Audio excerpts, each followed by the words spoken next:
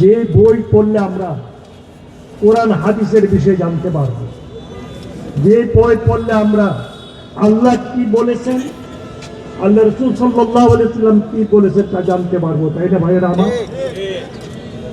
বই প্রকাশক, বইয়ের যারা স্টল দিয়েছেন, বইয়ের যারা বিক্রেতা ক্রেতা, সবার কাছে আমি কৃতজ্ঞ আজকে এই ব্যবস্থাপনার জন্য। আমরা সবাই আল্লাহর শুকরিয়া বাবদ বলি আলহামদুলিল্লাহ। আমাদেরকে আজকের এই স্বাধীনতা কে দিয়েছেন বলেন? আল্লাহ। আল্লাহর শুকরিয়া বাবদ আলহামদুলিল্লাহ বলতে হবে।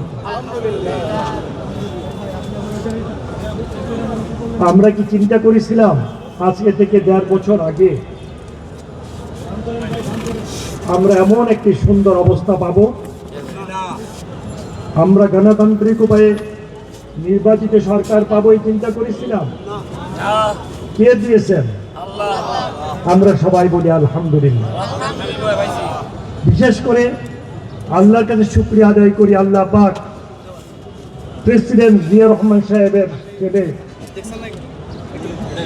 ম্যাডাম জিয়ার ছেলে, আমাদের মাননীয় প্রধানমন্ত্রী তারেক জিয়া সাহেবকে আজকে দেশ পরিচালনার দায়িত্ব আল্লাহ পাক দিয়েছেন। এই জন্য সবাই বলি আলহামদুলিল্লাহ। ওনার জন্য খাস করে দোয়া করবেন, আল্লাহ পাক যেন ওনাকে হেফাজত করেন, আল্লাহ যেন সমস্ত ষড়যন্ত্র থেকে হেফাজত করেন। ওনাকে যদি আল্লাহ হেফাজত করেন তাহলে বাংলাদেশের হেফাজত হবে।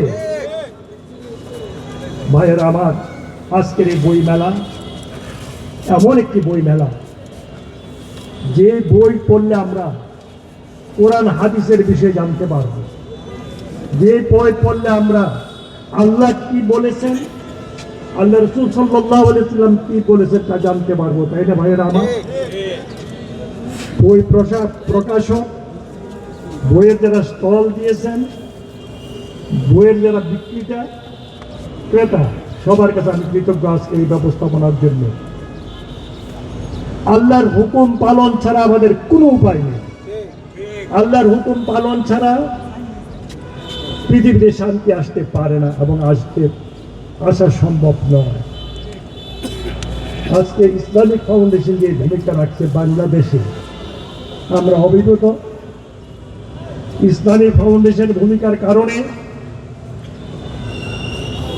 যে সমস্ত বইগুলি ইসলামিক ফাউন্ডেশন থেকে প্রকাশ হচ্ছে, সেই বইগুলি পরে আমরা ইসলাম সম্পর্কে অনেক কিছু জানতে পারি। তাই না ভাইয়েরা আমার? আর বিশেষ করে ধর্ম মন্ত্রণালয় যে দায়িত্ব পালন করছে, সেই দায়িত্বের মাধ্যমে ইসলামিক ফাউন্ডেশন সুন্দরভাবে চলছে। তাই না ভাইয়েরা আমার? তবে অতীতে যারা উশৃঙ্খলতা করেছে, অন্যায় করেছে, অপরাধ করেছে, জুলুম করেছে, অবিচার করেছে, তাদের সম্পর্কে ব্যবস্থা অবশ্যই নিতে হবে। এখনো যারা আছে আস্তে আস্তে ব্যবস্থা করতে হবে। অত্যাচারী, অবিচারকারী, জুলুমকারী, নির্যাতনকারীকে কোনো কোথায় স্থান দেওয়া হবে না। যারা ইসলামের নাম দিয়ে ধর্মে ব্যবসা করতে চায় তাদেরকেও জায়গা দেওয়া হবে না। আপনাদের কাছে আমি অনুরোধ রাখতে চাই, আপনারা এবং আমি সহ আমরা যেন আল্লাহর হুকুম অনুযায়ী করি। আমরা কোরআনকে বুঝতে হবে, কোরআনকে আল্লাহ পাক কোরআনে কি বলেছেন তা জানতে হবে। না জানলে আমরা কিভাবে আল্লাহর হুকুম মানব?